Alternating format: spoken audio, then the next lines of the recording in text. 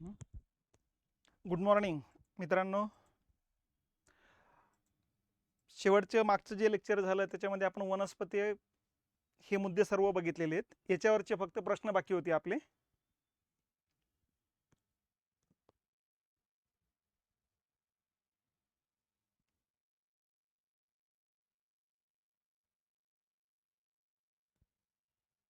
ठीक आहे, ही वन पण बघितलेली, वनाचे प्रकार सुद्धा बघितलेले आहेत आपण.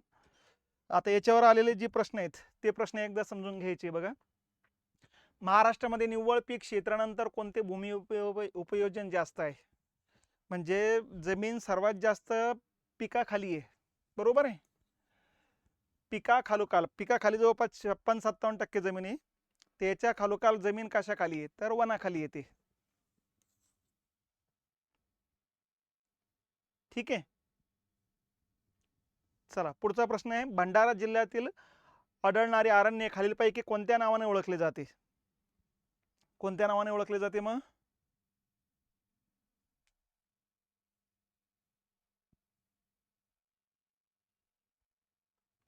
ठीक आहे, मागचं बोललो होतं ना तुम्हाला, पूर्व विदर्भातली जी झाडी आहेत, दमट पानझडी अरण्य जी आहेत, त्यांना तिकडचे लोक आल्लापल्ली वन म्हणत असतात. बघा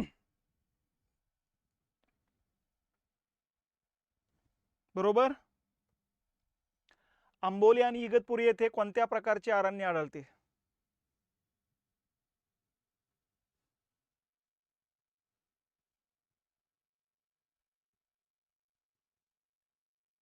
आंबोली, इगतपुरी आणि लोणावळा 3 ठिकाणी नियमसाधारित वन आहे. ते तुम्हाला लिहून दिलेलं होतं बघा. मध्ये गॅप पडल्यामुळे विसरले असतील कदाचित. बरोबर आहे, नियमसाधारित वन 3च ठिकाणी आहे, इगतपुरी, लोणावळा आणि आंबोली.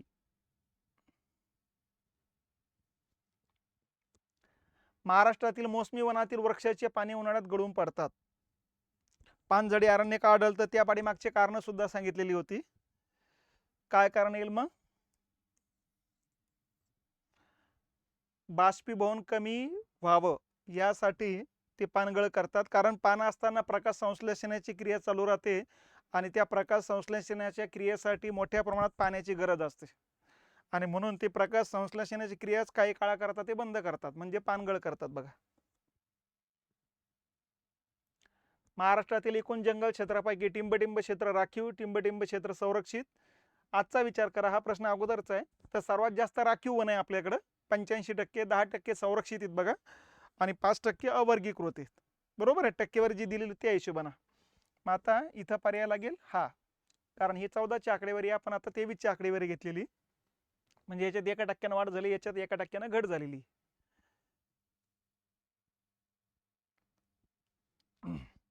महाराष्ट्रात सर्वात कमी वनाखाली क्षेत्र कोणत्या विभागात आहे मग? मराठवाडा, फक्त 5% वन आहे तिथं. सर्वात जास्त वन विदर्भात आहे. ठीक आहे, आणि विदर्भातले वन किती आहेत? तर नागपूरमध्ये 41 आणि अमरावतीमध्ये 19, अशी 60% वन विदर्भात आहे.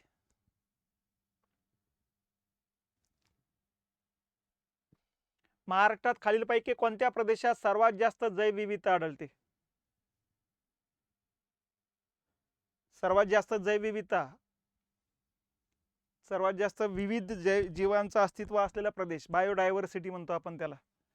तर सर्वात जास्त जैवविविधता असलेल्या प्रदेशामध्ये समावेश झालेला आहे पश्चिम घाटाचा, सह्याद्री डोंगररांगेचा. आणि सर्वात प्राचीन जैवविविधता पण इथंच आहे, भारतातली. ठीक आहे, जगातले सर्वाधिक जैवविविधता असलेले, प्राचीन जैवविविधता असलेले 8 प्रदेश आहेत, त्यापैकी हा एक आहे. आणि भारतामध्ये जे काही 10 ते 12 सर्वाधिक जैवविविधता असलेले प्रदेश आहेत, त्यापैकी हा एक आहे.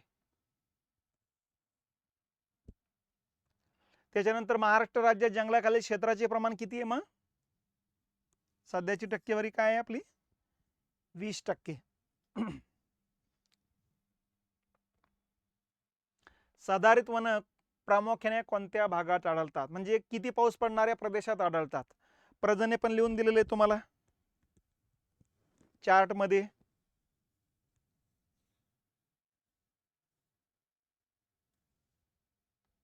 बरोबर, तुम्हाला सांगितलेलं आहे की 200 सेंटीमीटर पेक्षा जास्त पाऊस पडणाऱ्या पट्ट्यामध्ये सदाहरित जंगल आढळतं.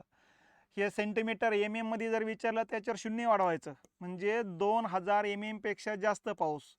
2000 MM पेक्षा जास्त पावसाचा कोणता पट्टा आहे?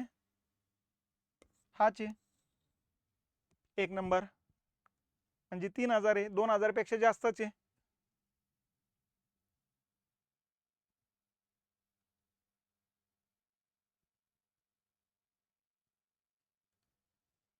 ठीक आहे.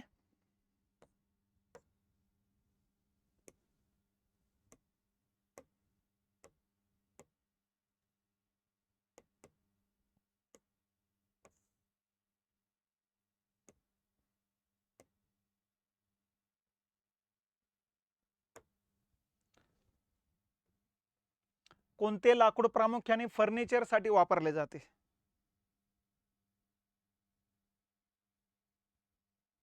कुठले आहेत मग? फर्निचर साठी सर्वोत्कृष्ट लाकूड आहेत सागाचं. हे दीर्घकाळ टिकतं, याला कीड लागत नसते बघा.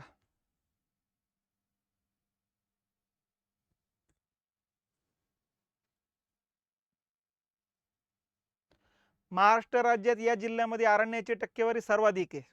पहिले 3 जिल्हे, शेवटचे 3 जिल्हे क्षेत्रफळानुसार टक्केवारीनुसार लिहून दिलेले आहेत. कुठलं येईल मग सर्वात जास्त टक्केवारी? किती टक्केवारी आहे?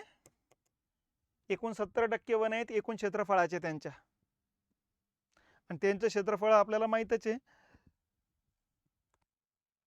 ठीक आहे, क्षेत्रानुसार पण 9900 चौरस किलोमीटर आहे.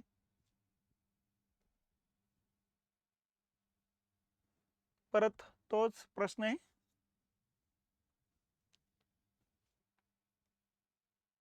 चला याला डोकं लावा आता.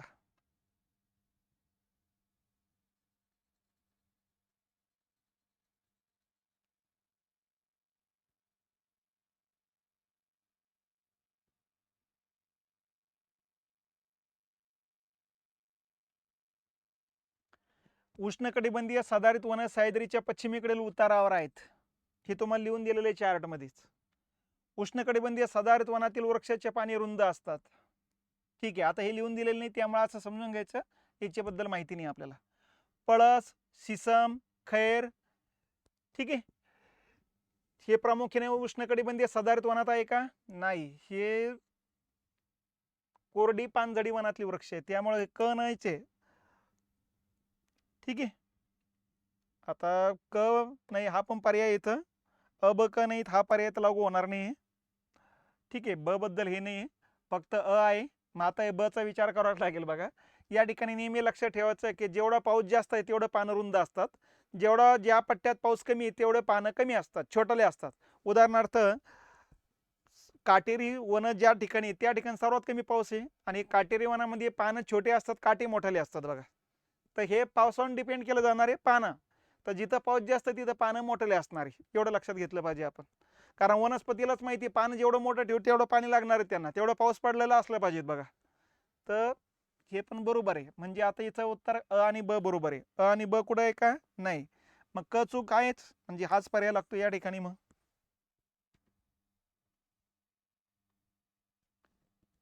ठीक आहे, हे प्रश्न येणार नाहीत हेही लक्षात घेत चला. पण प्रश्न कसे विचारले जातात त्या अँगलला तुम्ही विचार करत चला, म्हणजे त्या अँगलला विचार करण्याची पद्धती डेव्हलप होत चालेल बघा.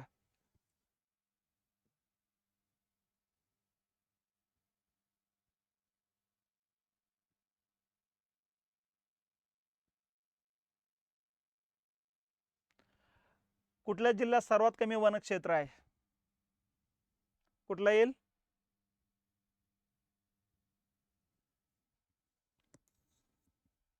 मुंबई उपनगर. हे बघा, वनक्षेत्र म्हणतं, वन प्रमाण नाही. वनक्षेत्रानुसार आपण पहिले शेवटचे 3 जिल्हे देऊन दिलेले. 1 नंबरला मुंबई आहे, त्यामध्ये शहर उपनगर दोन्ही पण येत आहे. 2 नंबरला लातूर आहे, 3 नंबरला जालना आहे. आणि वन प्रमाणानुसार 1 नंबरला लातूर आहे, 2 नंबर सोलापूर आहे, 3 नंबरला जालना आहे. टक्केवारी एक्झॅक्टली विचारला जात नाही, पण टक्केवारीच्या आधारेचे प्रश्न चालू आहेत हे सगळे. त्यामुळे पहिले आणि शेवटचे एकदा दोनदा नजर टाकायची, टक्केवारी लक्षात राहिली नाही तरी चालेल. महाराष्ट्रात सर्वात कमी वनाखाली क्षेत्र कोणत्या विभागात आहे? मराठवाडा. चला, नागचंपा, पांढरा शिडार, फणस, कावसी कोणत्या अरण्यात आढळतात? हे तुम्हाला हे खास करून हे दोन वृक्ष आपल्याकडे सर्वात जास्त आहे. कोणत्या वनात आहे?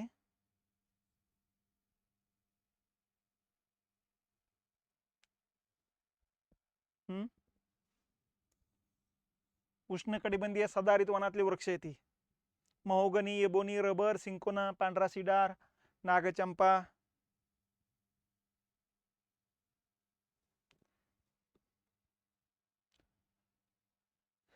कोणत्या वनाची वैशिष्ट्य आहेत ही? नाव वाचून केल्यानंतर जनरल आयडिया येऊन जाईल तुम्हाला.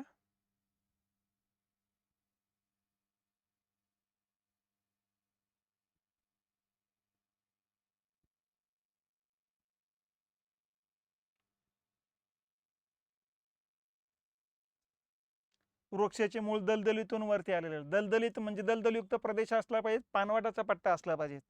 वृक्षाच्या खोडांना सर्व बाजूने मुळ्या फुटलेल्या आहेत. तुम्हाला सांगितलं तर ज्वारीच्या खाली जसे मुळ्या मुळ्या मुळ्या मुळ्या असतात तशा प्रकारची ही वनं असतात बघा. यांची उंची फारशी नसते. कुठल्या आता ही वन आहेत? मग तुम्हाला सांगितलं अशी फांदी गेली की त्यालाच खाली मुळ्या फुटतात बघा. किनारपट्टीवरचे वनाचे वैशिष्ट्य सांगितले होते तुम्हाला. खाऱ्या पाण्यात वाढतात ही. ताड, माड, सुपारी, पोफळी, सुंदरी, मँग्रोव्ह यालाच महाराष्ट्रातले लोक कांदळ वन म्हणत असतात. आपण सह्याद्रीच्या 1200 mm पेक्षा जास्त उंच भागातील 400 सेंटीमीटर किंवा जास्त पाऊस पडलेल्या भागामध्ये कोणत्या प्रकारची वनं आढळतात? थोडक्यात यांना म्हणायचंय सह्याद्रीच्या वरच्या भागामध्ये कोणती वनं आढळतात?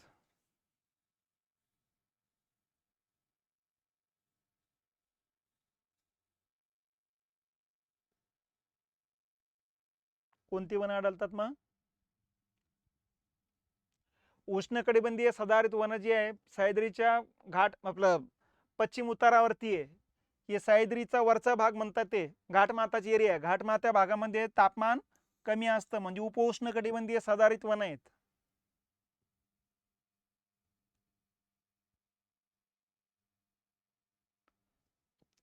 हे सांगितलेलं नाही का आपण? बघितलेले आहेत ना?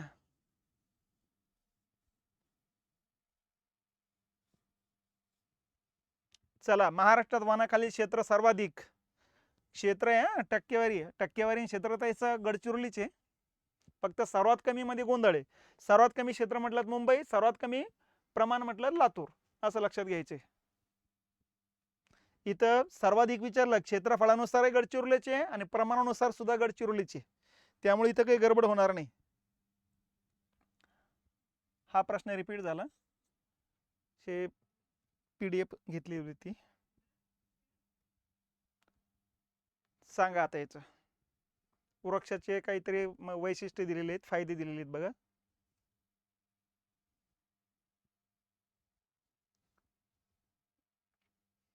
याच्यातला एक जरी मुद्दा लक्षात आला तरी तुम्हाला बाकीची उत्तर काढता येतील. सगळेच मुद्दे माहिती पाहिजे असं काही बंधन नाही.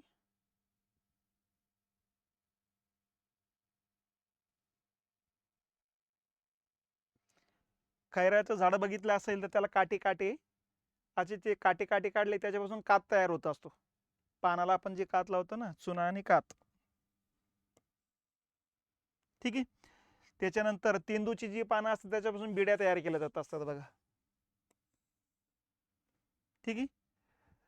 त्याच्यानंतर रोशा गवत जे असतं त्याच्यापासून सुगंधी तेल तयार केलं जात असतं आणि हिरड्यापासून टॅनिन तयार केलं जात असतं. म्हणजे या हिशोबाने उत्तर काय येतं? 2, 4, 1, 3. 3 नंबरचे येते. बरोबर. ठीक आहे. महाराष्ट्रात सर्वात जास्त अरण्याचे क्षेत्र कोणत्या जिल्ह्यात आहे? प्रश्न रिपीट नाहीये, हे दुसऱ्या प्रश्नपत्रिकेतला प्रश्न आहे.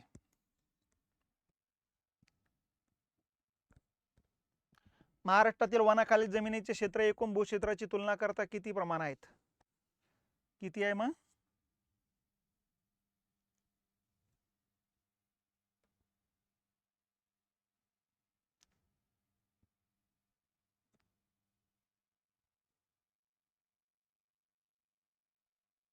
सांगा.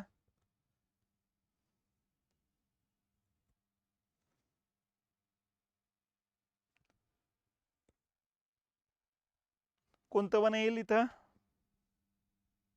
हा प्रदेश कोणता लक्षात येतोय का? सह्याद्रीचा डोंगररांगेचा पट्टा आहे. पूर्व उतारे, पश्चिम उतारे, घाटमाता काही समजत नाही, फक्त सह्याद्री आहे. मग सह्याद्रीमध्ये एकतर वरचा भाग असेल उपोष्णकटिबंधीय सदाहरित वन आहे, पश्चिमेकडचा उतार असेल तर समजून घ्यायचं सदाहरित वन आहेत. आता इथं निमसदाहरित वन पण वरच्याच भागात आहे ना, याचा अर्थ हे एक नंबरची वन आहे ती. सगळ्या भागात जरी नसली तर त्याच भागामध्ये हे, कारण आर्द्र आणि शुष्क पानझडी वन सह्याद्री सोडून बाकीकडे, बरोबर आहे. खारफुटीची वन एकदम किनारपट्टीवर आहे, किनारपट्टीवरची वन म्हणतो आपण त्याला, खारफुटीची वन असंही म्हणतात. आणि काटेरी वन या पट्ट्यात आहे.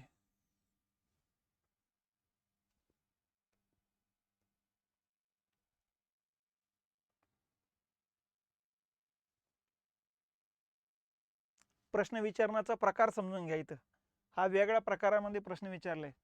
इथं वनाचे नाव दिलेत अगोदर आणि त्याच्याबद्दल या 4 वनापैकी इथं 2 पर्याय दिलेत, म्हणजे तयार केलेत आणि विचारलं कोणता पर्याय बरोबर आहे. काही नाही, तुम्हाला वाचनात गुंतून ठेवणं आहे. ओरिजिनल हे दिले जरी नसले तरी याचे उत्तर काढता येतात. ठीक आहे. उष्णकटिबंधीय आर्द्र पानझडी वने सर्वाधिक आहे, बरोबर आहे. शुष्क पानझडी वन सर्वात जास्त आहे, महाराष्ट्रात आर्द्र नाही, त्यामुळे हे चुकीचं आहे. उष्णकटिबंधीय काटेरी वन सर्वात कमी आहे, तर तो प्रदेश या ठिकाणी जर बघितलं तर तो का प्रदेश बरोबर आहे, हे असं चूक नाही आहे त्याचं. आलं लक्षात. सर्वात त्याच्यापेक्षा कमी वन म्हटलं तर याच्यामध्ये काही नाही. तसं आपण विचार केलं की सर्वात कमी वन किनारपट्टीवरची येतात, पण इथं पर्यायामध्ये किनारपट्टीची वन नाही, म्हणून मग त्याच्या कॉलकल हीच वन आहेत. म्हणजे या ठिकाणी उत्तर येतंय ए बरोबर, आपलं बी बरोबर, ए चूक. ठीक आहे. इथं काय पाहिजे होतं? शुष्क पानझडी वनाखाली क्षेत्र सर्वात जास्त आहे, हे असं पाहिजे होतं. आणि हे तर बरोबर आहे, त्यामुळे इथं काही नाही पाहिजे. इथं फक्त एवढं लक्षात ठेवा, महाराष्ट्रातलं सर्वात कमी वन कोणते आहेत? किनारपट्टीवरचे वन कमी आहे. पण इथं हे दिले 4 याच्यामध्येच विचार करा म्हणतात त्याने, त्याच्यामध्ये किनारपट्टीवरचे वन काही दिलेलं नव्हतं, म्हणून मग ते बरोबर आहे.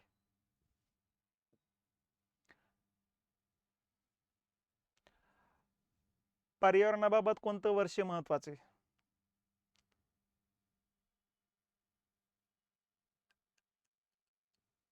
हम्म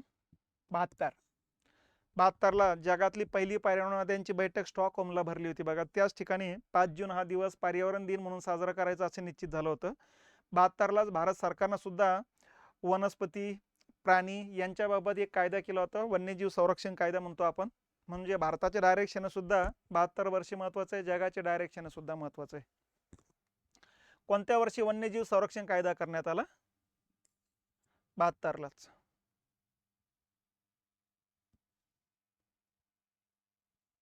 ठीक आहे.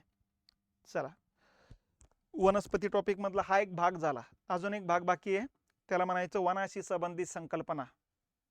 आता पुढच्या मुद्द्याकडे जायचं आपल्याला. वनाशी संबंधित संकल्पना या मुद्द्याकडे जायचंय.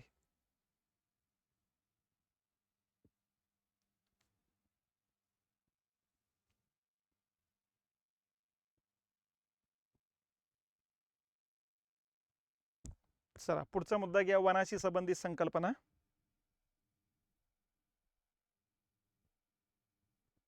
तुम्हाला स्कॅन करून नंतर टाकतो मी ती आता, कारण याच्यात वेळ जाईल आपला. PDF टाकून देईल, त्याला उत्तराला हे खुणा करून ठेवल मी.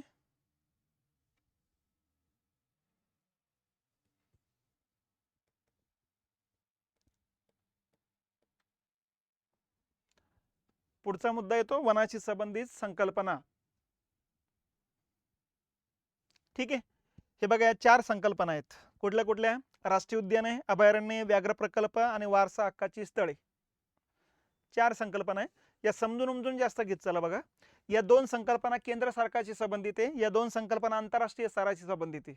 या राष्ट्रीय स्तराशी, या आंतरराष्ट्रीय स्तराशी संबंधित आहे. लागू कधी कधी झालेले आहेत, इथं वर्ष दिलेले आहेत. आणि सध्याचं या ठिकाणी ही आकडेवारी दिलेली आहेत बघा. फक्त आता या आकडेवारीमध्ये या वर्षी थोडा बदल झाला, इथं 50च्या ऐवजी हे 52 झालेले आहेत. ठीक आहे, बाकीची आकडेवारी जशी ती आहे तशीच आहे. आणि इथं वारसा हक्काच्या स्थळामध्ये सुद्धा थोडा बदल झालेला आहे. इथं वारसा हक्काची स्थळं किती येतात? 7 येतात बघा.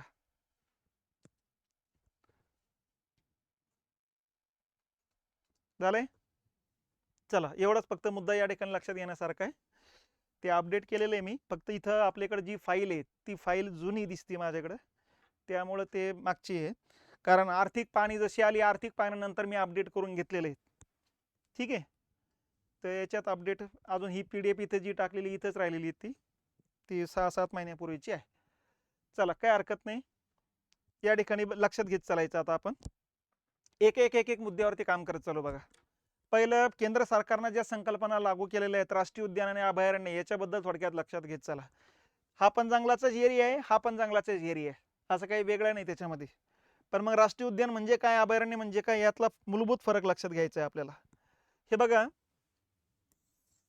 हा एक जंगलाचाच भाग आहे, हा एक जंगलाचाच भाग आहे. याला आपण नाव दिलं राष्ट्रीय उद्यान आणि याला नाव ठेवलेलं आहे आपण अभयारण्य.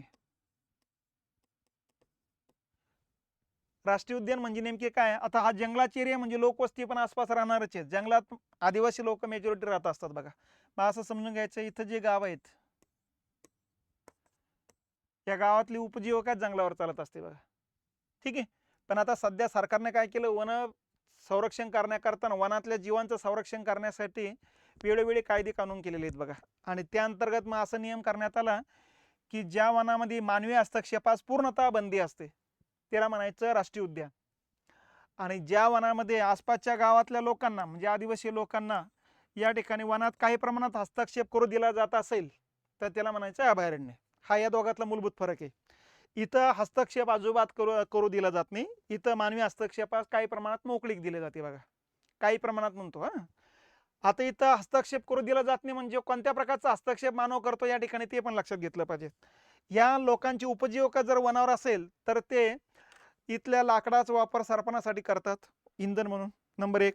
नंबर 2, फळं तोडतात, फुलं तोडतात, गवत कापतात, जनावरांना चारतात. बरोबर आहे. या प्रकारचा हस्तक्षेप या ठिकाणी जंगलामध्ये हे केलं जात असतं बघा. ठीक आहे. तर या ठिकाणी पूर्णतः बंदी असते. यांना सांगितलं जातं फळं तोडू नका, फुलं तोडू नका, गवत आहे कापू नका, जनावर अजिबात सोडता येणार नाही मध्ये. आणि मध्ये तुम्ही जाऊ नका. वाळलेलं लाकूड जरी असलं तर तुम्हाला नेता येणार नाही. तर या प्रकारचं पूर्णतः बंदी असेल तर त्याला म्हणायचं राष्ट्रीय उद्यान. आणि या ठिकाणी काय केलं जातं, आसपासच्या भागातल्या लोकांना सांगितलं जातं की बाबा तुम्हाला त्या ठिकाणी प्रवेश असेल, जनावरं चालता येईल तुम्हाला, फक्त अतिचार चालणार नाही, गवत कापता येणार, परंतु गवत कापताना तुम्ही जमीन मोकळी होईल असं करता येणार नाही. त्याच्यानंतर वाळलेलं लाकूड असेल तर सरपणासाठी नेता येईल पण लाकूड तोडता येणार नाही. फळं तोडता येणार तुम्हाला, फुलं तोडता येणार, पानं तोडता येणार. तर या प्रकारचा हस्तक्षेप या ठिकाणी करू दिला जातोय बघा. म्हणून तुम्ही एखाद्या अभयारण्यात गेले की तिथल्या आसपासच्या लोकांना डायरेक्ट प्रवेश असतो, तुमची आमची नोंद केली जात असते. आणि तुमची आमची नोंद केली की गेल्यानंतर आला की नाही ते बघितलं जातं परत. ठीक आहे. राष्ट्रीय उद्यानामध्ये तुम्हाला फिरण्यासाठी या ठिकाणी त्यांच्याच गाडीतून फिरावं लागतं बघा. असं ते काही सोडत नाही जा मध्ये या म्हणून, असं नाही. इथं त्यांच्याच गाडीत जावं लागतं आणि चक्कर मारून बाहेर पडावं लागतं. इथं तसं काही नाही, तुमचं तुम्ही जा आणि जे बाहेर आले की नाही त्याच्या नोंदी केल्या जाताना परत शोधून आणावं लागतं बघा. दोघातला फरक आहे. इथं आसपासच्या गावातल्या लोकांना मध्ये प्रवेश नसतो, इथं आसपासच्या गावातल्या लोकांना डायरेक्ट जातात, तिथल्या कर्मचाऱ्यांच्या ओळखीत झालेले असतात ते लोक. तर हा यातला फरक लक्षात घेतला पाहिजे. ठीक आहे. आता दुसरा फरक हा आहे की आता वन्यजीव संरक्षण कायदा झालेला आहे. वन्यजीव संरक्षण कायद्यामध्ये या दोन्हीच्या संकल्पनाचा समावेश केलेला आहे. कारण कायद्याचं संरक्षण देण्यात आलेलं आहे. जर जात असेल लोकांनी जर फळं तोडले, फुलं तोडले किंवा जनावरं त्या ठिकाणी मारले असेल तर मग कारवाई करावं पण लागेल ना. त्याच्यासाठी मग हा कायदा करण्यात आला होता 1972ला. याच्या अगोदर या संकल्पना होत्या फक्त हस्तक्षेप करू नका, पण केलं तर काय, त्याच्या काही नोंदी नव्हत्यात बघा. समजतं. मग आता या ठिकाणी जर केलं तरच यांच्या विरोधात कारवाई करण्याची तरतूद करण्यात आलेली आहे या कायद्यामध्ये. तसे ही संकल्पना 1935ला सुरू झालेली होती, ही संकल्पना 1941ची.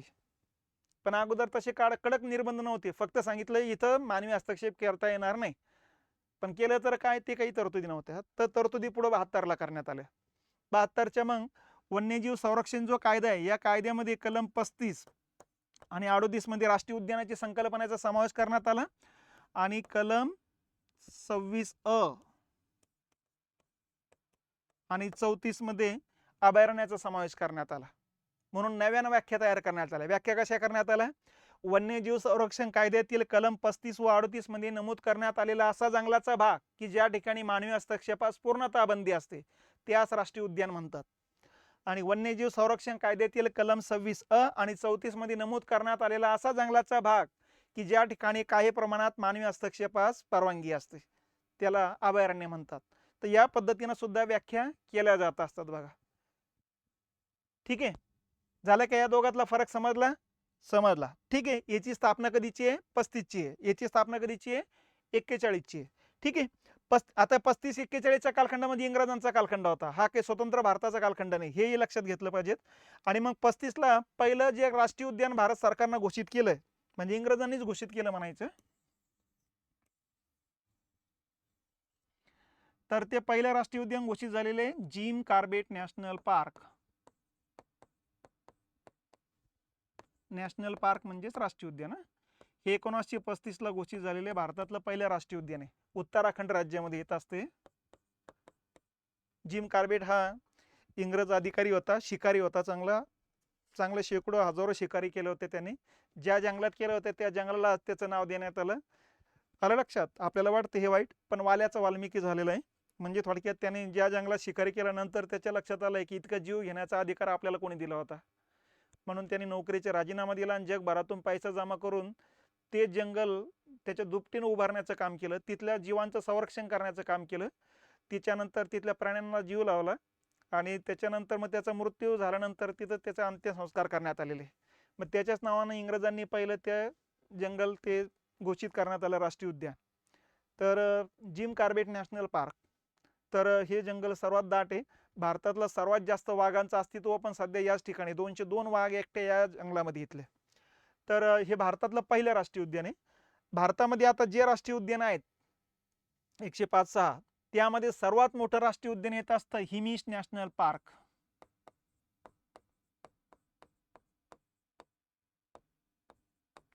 ठीक आहे, आपलं लडाख मध्ये येत असतं आणि हे येत असतं 3550 चौरस किलोमीटर एरिया.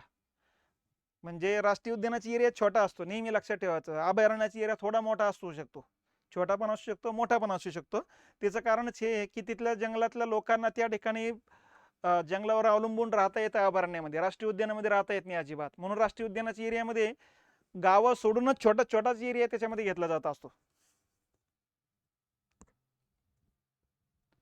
ठीक आहे, तर या पद्धतीने हे भारतातलं सर्वात मोठं आहे. आणि सर्वात लहान जे ते अंदमान निकोबारचं जे काही मध्य अंदमान बेट येतात ना, याच्यावरती साऊथ बटन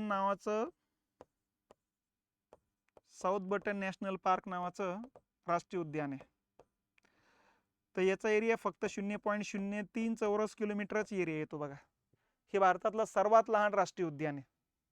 तर भारतातलं पहिलं लक्षात आलं, सर्वात मोठं लक्षात आलं, सर्वात छोटं लक्षात आलं. बस एवढंच भारतातले लक्षात ठेवा. भारतात सर्वात जास्त राष्ट्रीय उद्यान मध्य प्रदेशमध्ये 11 राष्ट्रीय उद्यान आहे. आणि आपण आपल्या राज्यातलं लक्षात ठेवायचं, महाराष्ट्रातलं. मग आता महाराष्ट्रात राष्ट्रीय उद्यान किती आहे? महाराष्ट्रात राष्ट्रीय उद्यान येतं 6. बरोबर आहे. आता हे 6 कोणते कोणते ते एक लक्षात घ्यायचे आहे आपण. मग आता सर्वात मोठं राष्ट्रीय उद्यान येत आहे गुगामल. गुगामल कुठे येतं? अमरावती जिल्ह्यामध्ये. ठीक आहे, या ठिकाणी आपण लक्षात घेतलं पाहिजे. इथून आपण बघितलेलं आहे गाविलगडच्या डोंगररांगा आहे आणि इकडं जिनगडच्या डोंगररांगा आहे. जिनगड किंवा कालीभीत म्हणतात त्याला मध्य प्रदेशमध्ये. या जिनगड डोंगररांगा कमी उंचीचे आहेत, गाविलगड जास्त उंचीचे आहेत. तर जिनगड डोंगररांगे भोवतालचा पूर्ण पट्टा जंगलाने वेढला गेलेला आहे. त्याचा जो काही उताराचा भाग आहे ना, तो उताराच्या भागावरती गुगामल राष्ट्रीय उद्यान आहे. आणि पूर्ण बाकीच्या डोंगररांगाने वेढलं गेलं तर मग मेळघाट अभयारण्यानं. तर मेळघाट अभयारण्य जे आहे त्या अभयारण्य म्हणून घोषित झालेले आहे. आणि अलीकडचा छोटा पार्ट जो आहे तो गुगामल राष्ट्रीय उद्यान आहे. तर गुगामल राष्ट्रीय उद्यानाचा एरिया जो आहे तो 361 चौरस किलोमीटर एरिया येतो. ठीक आहे, आणि जवळपास या ठिकाणी 2425 चौरस किलोमीटर एरिया मेळघाट अभयारण्य. म्हणजे अभयारण्याचा एरिया मोठा आहे, राष्ट्रीय उद्यानाचं छोटा आहे. ठीक आहे, ते हे भारतात आपलं महाराष्ट्रातलं सर्वात मोठं राष्ट्रीय उद्यान. त्याच्यानंतर 2 नंबरला येतं बघा या ठिकाणी कोल्हापूर, सांगली, सातारा आणि रत्नागिरी 4 जिल्ह्याच्या बॉर्डरवरती येतं. हे 2 नंबरचं मोठं आहे चांदोली. चांदोली राष्ट्रीय उद्यान आहे, ठीक आहे, 2 नंबरला आहे. 3 नंबरला येत असतं पेंच. पेंच नदी आहे, त्या नदीच्या आसपासचा भाग जंगलाचा दाट आहे. मध्य प्रदेश असू द्या, महाराष्ट्र असू द्या, दोन्हीकडे पण आहे राष्ट्रीय उद्यान हे. दोन्ही राज्याचा संबंध लागतो. पेंच महाराष्ट्रातले त्याचे एरिया येतो 260 चौरस किलोमीटर. 4 नंबरला येत असतं नवेगाव.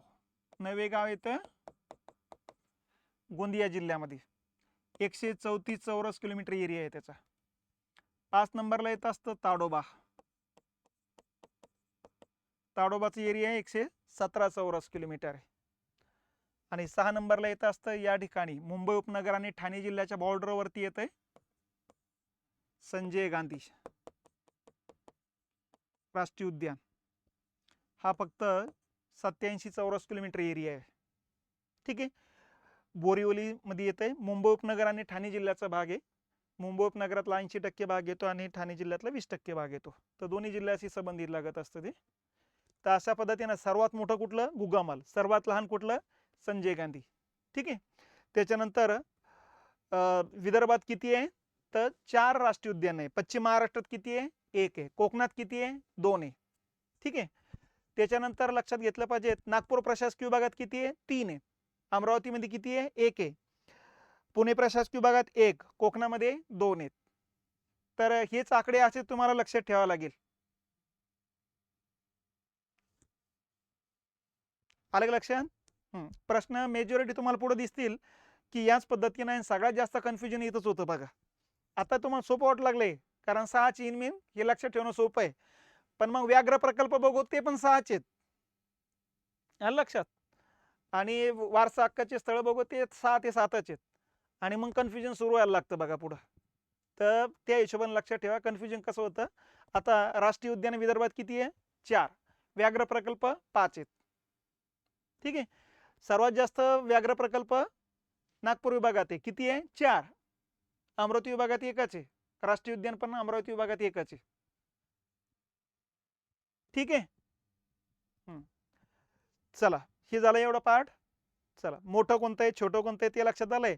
त्याच्यानंतर सर्वात जुनं हे ताडोबा 1955 येते आणि सर्वात नवीन चांदोली आहे. झालंय. चला हे एक मुद्दा संपलेला आहे. याचं तुम्हाला क्षेत्रफळ वगैरे ते टाकून देईल. अभयारण्य. आता पुढचा मुद्दा, अभयारण्याची संकल्पना क्लिअर झाली. 1972च्या कायद्यातील वन्यजीव संरक्षण कायद्यातील कलम 26 आणि 34 मध्ये नमूद करण्यात आलेल्या जंगलाच्या भागाला म्हणायचं अभयारण्य. मासे अभयारण्य पूर्ण भारत किती आहे 566 आहे. महाराष्ट्रात किती आहे 52. प्रश्न महाराष्ट्रावरच असतो त्यामुळे याच्यामध्ये भारतातलं काही लक्षात घेण्याची गरज नाही, ठीक आहे. तर हे 52 आहे सध्या या नवीन आर्थिक पाहणीनुसार. मग आता अभयारण्य जी आहे त्या अभयारण्याचे सुद्धा प्रकार पाडले जातात. अभयारण्याचे कोणते प्रकार पाडले जातात ते लक्षात घ्या.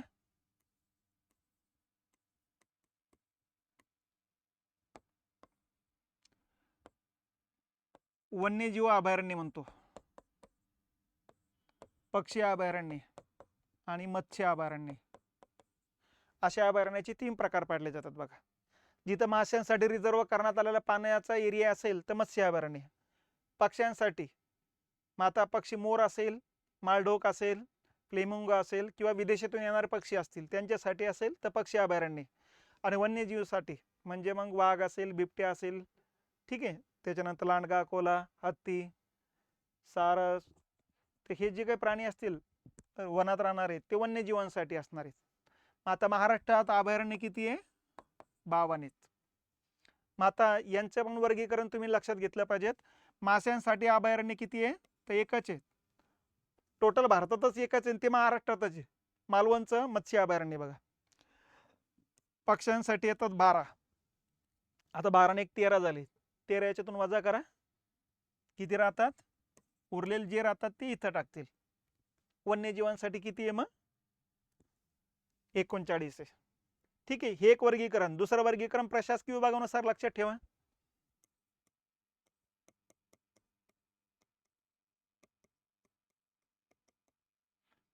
मग प्रशासकीय विभागानुसार पहिलं कोकण, कोकणात 7 अभयारण्ये. दुसरं पुणे, पुणे विभागात 10 अभयारण्ये. तिसरं येतं नाशिक, नाशिकमध्ये 5 आहेत. चौथं येतं संभाजीनगर विभाग, इथे सुद्धा 5 आहेत. 10 10 20 27, 27 दोन्ही 54 म्हणजे 25 राहिले विदर्भात आहे. 25 पैकी अमरावती विभागात सर्वात जास्त आहे, 13. आणि नागपूर विभागामध्ये येतात 12. 13 12 25 35 45 45 7 52. ठीक आहे, असं लक्षात घ्यायचं आहे बघा. झालंय. पेंच नागपूरमध्ये आणि मध्य प्रदेशला लागून आहे. गोंदिया जिल्ह्याचा मध्ये भंडारा जिल्हा अजून राहिला, गोंदिया जिल्ह्याचा संबंध लागणार नाही. इथपर्यंत लक्षात आलंय. आता एक एक एक एक विभाग लक्षात ठेवा आणि त्यातल्या अभयारण्याची नावं लक्षात ठेवा, कारण कधी कधी अभयारण्य आणि जिल्हा असे जोड्या लावा म्हणून विचारतात. तर त्या हिशोबाने आता हे सगळं अभयारण्य लक्षात ठेवावं लागेल, कारण कधी कधी एक एकच अभयारण्य विचारतात कोणत्या जिल्ह्यात आहे, तसा पण प्रश्न असतो. आता हे लक्षात कसं ठेवायचं बघा. आता इथे तुम्हाला विभाग लिहून दिलेले, कोकणात किती आहे? 7 आहे. मग एक एक प्रशासकीय विभागाकडून जाऊ आपण, कोकणाकडून विदर्भाकडे, कोकण मग पुणे, याच विभागानं आपलं याच हिशोबानं जाऊ. पहिलं कोकणात 7 कोणते कोणते ते लक्षात घ्या. कोकण कोणता भाग आहे काही सांगण्याची गरज नाही, हा कोकणाचा एरिया आहे. हा पुणे जिल्हा आपला पुणे प्रशासकीय विभाग आहे. हा येतो नाशिक प्रशासकीय विभाग, हा येतो संभाजीनगर, हा येतो असतो अमरावती, पलीकडचा येतो असतो नागपूर. ठीक आहे. आता इतक्या जागेत मी जे लिहिणार आहे ते सगळं गिचड मिचड होऊन दिसेल सगळं शेवटी एक मग डायग्राम वेगळं तुम्हाला दाखवला जाईल, ते बघून घेत चला. हे बघा, इथं जे 7 आहेत ना, यातले 2 येतात इथं पालघरमध्ये. कुठले कुठले येतात? अर्नाळा आणि तुंगारेश्वरच्या टेकड्या. ठीक आहे. त्याच्यानंतर ठाणे जिल्ह्यामध्ये एक येत असतं तानसा, हे पक्षी अभयारण्य, कारण तानसा धरण आहे, मोडक सागर म्हणतो आपण त्यालाच. त्याच्यानंतर रायगड जिल्ह्यामध्ये 3 येतात, 4 नंबर 5 नंबर आणि 6 नंबरचं. 4 नंबरचं येतं असतं कर्नाळा, पक्षी अभयारण्य, महाराष्ट्रातलं पहिलं पक्षी अभयारण्य म्हणून घोषित झालेलं आहे. 5 नंबरला येतं असतं बघा फणसाड, 6 नंबरला येतं असतं सुधागड, आणि 7व्या नंबरचं येतं असतं मालवण, मत्स्य अभयारण्य एकमेव. तर हे झाली 7. बरोबर. चला, पुणे प्रशासकीय विभागात 10 आहेत. मग 10 मध्ये जिल्हे 5च आहे, याचा अर्थ सरासरी 2 आहेत. कोल्हापूरमध्ये एकच आहे, राधानगरी, याचं दुसरं नाव आहे दाजीपूर. एकच आहे, गव्यांसाठी प्रसिद्ध आहे. गवे म्हणजे म्हशीसारखाच प्रकारे, फक्त रानावनात राहतात ते. पाळीव असेल तर मग म्हशी म्हणतो आपण. दाजीपूर. 2 नंबरला येतं सांगली जिल्ह्यातलं सागरेश्वर. झालं. त्याच्यानंतर सातारा जिल्ह्यात 2 येतील बघा. 3 नंबरला येतं कोयना अभयारण्य, कोयना धरणाच्या आसपासचा एरिया आहे. 4 नंबरला येतं मायनी, पक्षी अभयारण्य मोरांसाठी. त्याच्यानंतर सोलापूरमध्ये 3 आहेत. 5 नंबरला येतं नानज, माळढोक पक्ष्यांसाठी. त्याच्यानंतर माळढोक, जुने माळढोक म्हणतात याला. आणि नंबर 7ला येतं नवे माळढोक. हे माळढोक पक्ष्यांसाठीची तिन्ही पण सोलापूर जिल्ह्यातलं. जुनी माळढोक पुणे, सोलापूर आणि नगरच्या बॉर्डरवरती येत असतं, पण आपण या जिल्ह्यात घेऊन टाकलेलं आहे ते. हे झाले 7, राहिले 3 पुणे जिल्ह्यात येतात बघा. 8 नंबरला येत असतं मयुरेश्वर सुपे, मोरांसाठी प्रसिद्ध आहे बघा. 9 नंबरला येत असतं ताम्हिणी घाट, आणि 10 नंबरला येत असतं भीमाशंकर, खारीसाठी प्रसिद्ध आहे. तर हे झाले 10 पुणे विभागातले. ठीक आहे.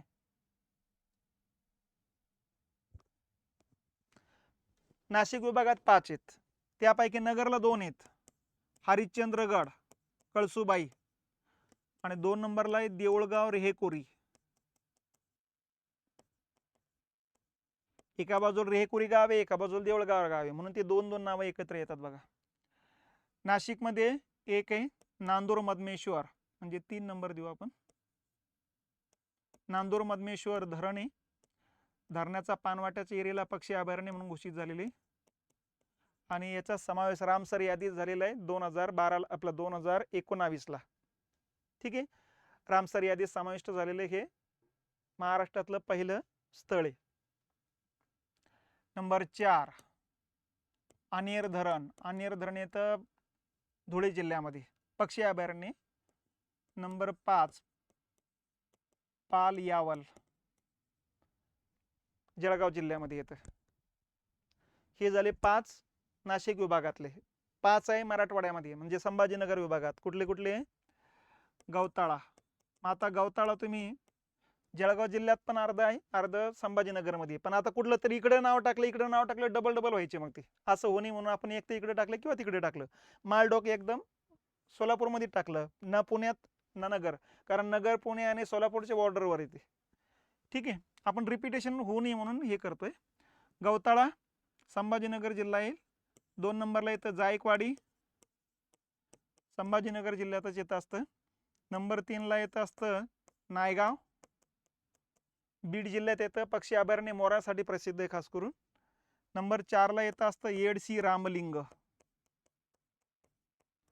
येडशी रामलिंग जे आहे ते भूमपरांड्याकडे जाताना लागतं बघा, धाराशिव जिल्ह्यामध्ये. आणि नंबर 5 ला लागत असतं किनवट. हे यवतमाळ आणि नांदेडच्या बॉर्डरवर आहे, पण आपण नांदेडमध्ये घेतोय. झालं 5 मराठवाडा. आता इकडे 25 आहे पलीकडं. 25 पैकी 13 इकडे आहे आणि 12 तिकडे आहे. अमरावती विभागात 13 आहे. आता अमरावती विभागात 5 जिल्हे आहे. बुलढाणा 1, अकोला 2, अमरावती 3, वाशिम 4, यवतमाळ 5. आता पहिलं बुलढाणा जिल्ह्याचं लक्षात घेऊ आपण. बुलढाणा जिल्ह्यामध्ये येतात 3, अकोल्यामध्ये येतात 2, वाशिम मध्ये 1, या ठिकाणी 3. 3 2 6 3 3 9, आणि इथे येतात 4. 9 आणि 4 13, बरोबर. 13 लागतात आपल्याला. आता इथं जागा कमी पडेल मला, हे तर लक्ष झालं. आता संख्या 13 झाली. 13 कोणते कोणते तेवढं बघायचं. आता बुलढाणा जिल्ह्यात 3 आहेत बघा. बुलढाणा जिल्ह्यात 3 कोणते कोणते? नंबर 1 ज्ञानगंगा, नंबर 2 अंबा बरवा,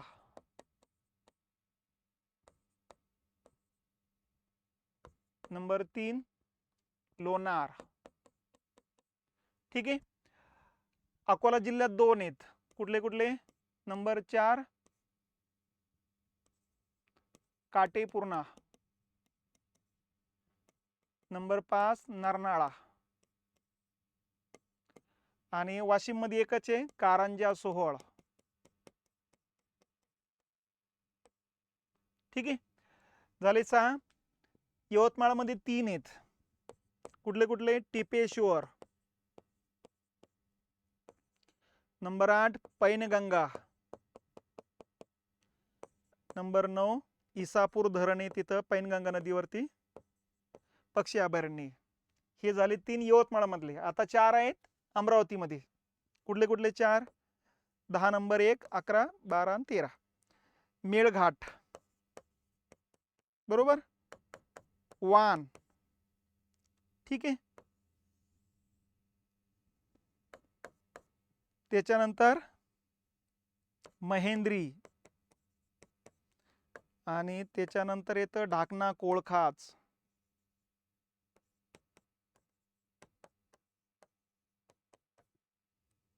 तर हे 13 येतात अमरावती प्रशासकीय विभागामध्ये, बरोबर. आता पुढचं घ्यायचं नागपूर प्रशासकीय विभाग. नागपूर प्रशासकीय विभागामध्ये 12 आहेत. नागपूर प्रशासकीय विभागात जिल्हे येतात 6. 6 जिल्ह्यापैकी वर्धा जिल्ह्यात 1 आहे. नागपूरमध्ये 3 लागतील. इथं 1 आहे, इथं 1 आहे, इथं 3 आहे, इथं 3 आहे. 3 2 6 3 3 9 3 4 12, बरोबर. आता हे फक्त 12 कोणते कोणते ती यादी घेऊ. वर्धा जिल्ह्यामध्ये एकच आहे, त्याचं नाव आहे बोर. ठीक आहे. नागपूरमध्ये 3 आहेत. कुठले कुठले? उमरेड, मानसिंग देव,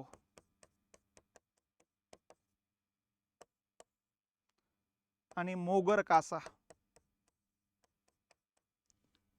ठीक आहे.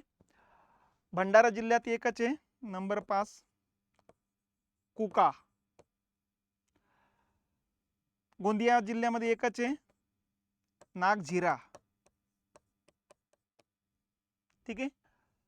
चंद्रपूरमध्ये 3 आहेत आणि गडचिरोलीमध्ये 3 आहेत. नावं लिहिण्यासाठी जागा आपल्याला कमी पडू लागली, पण ठीक आहे. आता पुढच्या पानावर 6 झालेलेच आहे बघा, आणि 6 चंद्रपूर आणि गडचिरोलीमध्ये. मग आता चंद्रपूर जिल्ह्यामध्ये बघा कुठले कुठले? अंधारी,